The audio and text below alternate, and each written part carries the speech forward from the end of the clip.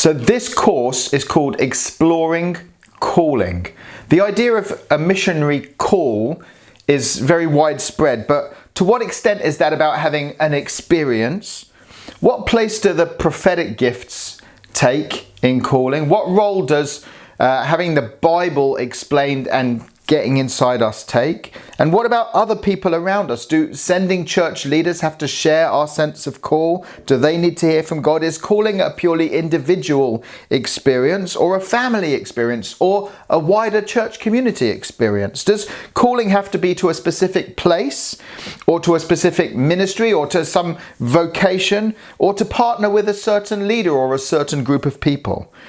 In Acts 16, the famous Macedonian call, we see many of these issues in play. This group of guys were already on the move when God spoke to them specifically about going to Macedonia.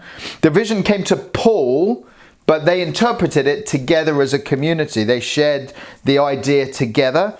Timothy and Luke and Silas were there because they'd been invited to journey with Paul. So did they receive their call through him as an apostolic leader rather than hearing from God themselves?